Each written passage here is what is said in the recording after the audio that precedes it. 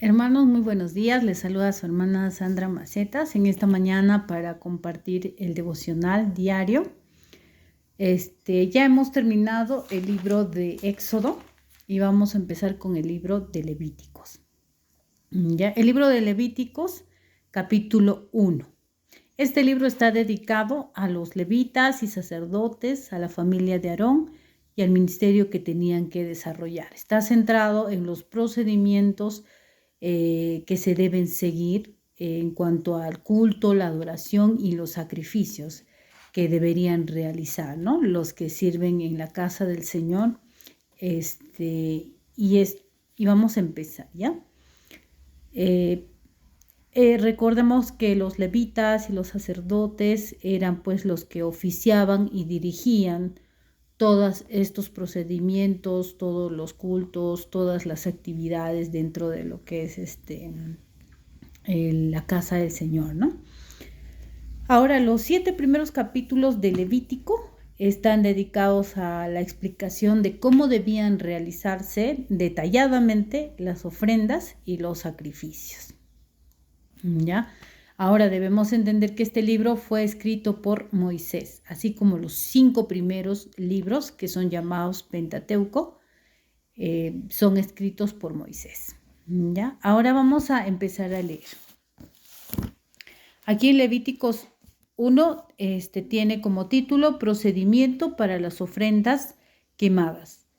El Señor llamó a Moisés desde el tabernáculo y le dijo: da las siguientes instrucciones al pueblo de Israel.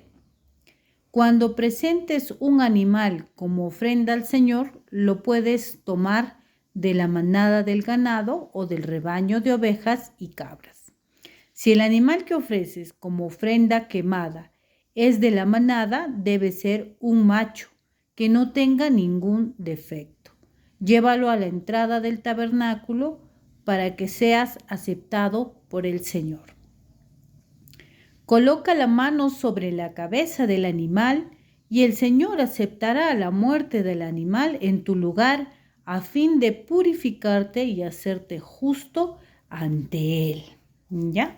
Entonces, como ya anteriormente habíamos mencionado, el sacrificio de estos animales representaba específicamente el sacrificio de Jesús que en un futuro se iba a realizar. Por eso este animal tenía que ser un animal inocente, ¿no? O sea, que no tenía pues culpa alguna, ¿no? Tenía que ser sacrificado por otro, ¿no? Porque era un ser completamente inocente. También tenía que ser perfecto, ¿ya? Sin defecto, sano, no como lo fue nuestro Señor Jesús, ¿no? Perfecto, sano, sin mancha, sin enfermedad y sin impurezas, ¿no? O sea, así estas eran los requisitos, las condiciones con las que tenía que tener este animal que era presentado para sacrificio, ¿no? Y esta era una ofrenda de expiación. Es decir, ¿no? Me presento con mis pecados, ponían la mano en la cabeza del animal, que esto representaba que nuestros pecados pasaban al animal, ¿no? Que transferíamos nuestros pecados al cordero o al animal que estábamos presentando y buscábamos el perdón del Señor. Dice, luego matarás al becerro en la presencia del Señor y los hijos de Aarón. Los sacerdotes ofrecerán la sangre del animal al salpicarla por todos los lados del altar que está en la entrada del tabernáculo. Después se le quitará la piel al animal y se cortará en pedazos. Los hijos del sacerdote Aarón encenderán un fuego de leña sobre el altar y acomodarán los pedazos de la ofrenda, junto con la cabeza y la grasa sobre la leña que arde en el altar. Sin embargo, las vísceras y las patas deben lavarse primero con agua. Después el sacerdote quemará el sacrificio completo sobre el altar como ofrenda quemada. Es una ofrenda especial, un aroma agradable al Señor. Miren, el Señor cómo detalla cada cosa que se tenía que hacer, ¿no? Reflejándonos el carácter de Dios como alguien que quiere las cosas exactamente como Él las dice, ¿no? O sea que no podemos entender las cosas a nuestra manera, sino tenemos que hacerlas a la manera de Dios, ¿no? Si el animal que ofreces como ofrenda quemada es del rebaño, podrá ser una oveja o una cabra, pero deberá ser un macho sin defecto, ¿no? Todos miren, aquí dice que también tenía que ser sin defecto. Matarás al animal en el lado norte del altar en la presencia del Señor, y los hijos de Aarón, los sacerdotes, salpicarán su sangre por todos los lados del altar. Luego cortarás al animal en pedazos y los sacerdotes acomodarán los pedazos de la ofrenda junto con la cabeza y la grasa sobre la leña que arde en el altar. Sin embargo, las vísceras y las patas deben lavarse primero con agua. Después el sacerdote quemará el sacrificio completo sobre el altar como ofrenda quemada.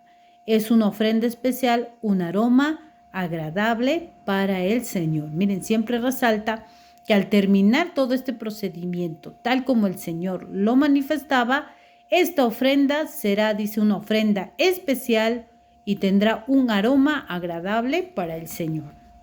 Si ofreces un ave como ofrenda quemada al Señor, elegirás, dice, una tórtola. Ojo, si era ave, tenía que ser una tórtola o un pichón de paloma.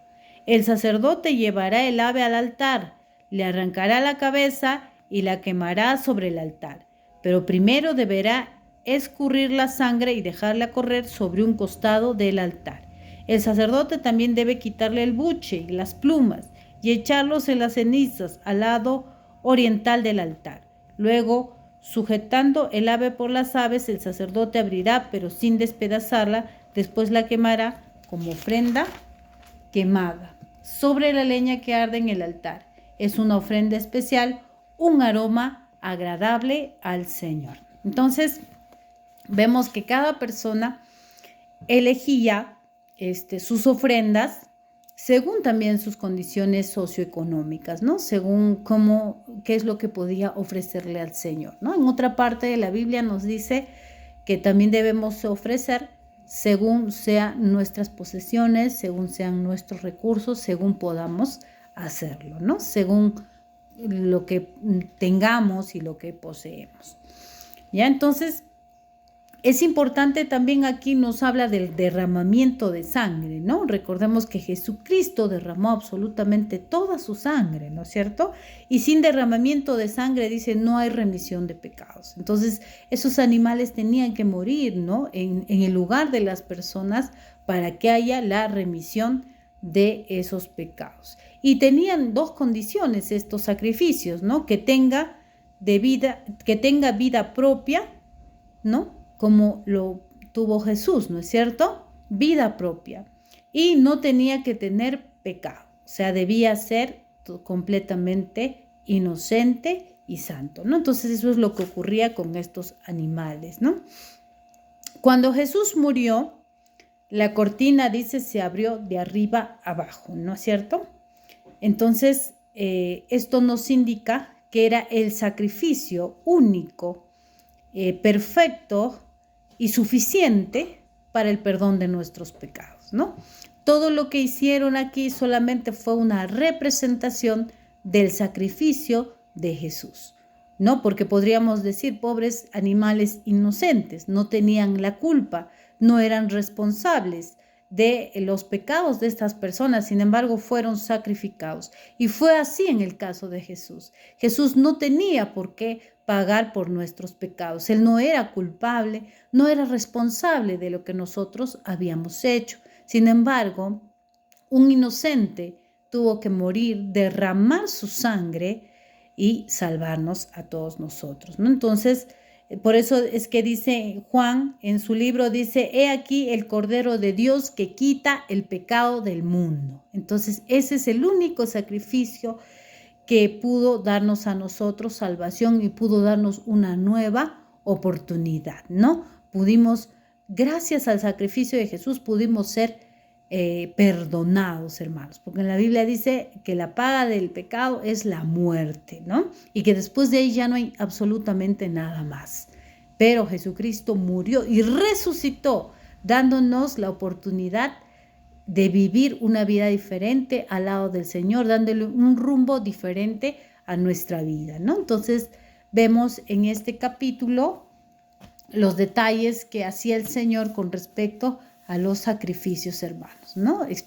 Mostrándonos así, pues, como les decía, que el Señor es un Dios de detalles, un Dios que no se le escapa nada, que todo lo que hace es con un propósito, con un fin, con una meta, y todo tiene una razón de ser en lo que Dios establece. Así que muchísimas gracias, hermanos, por su atención y nos vemos pronto. Muchas gracias, que el Señor los bendiga grandemente.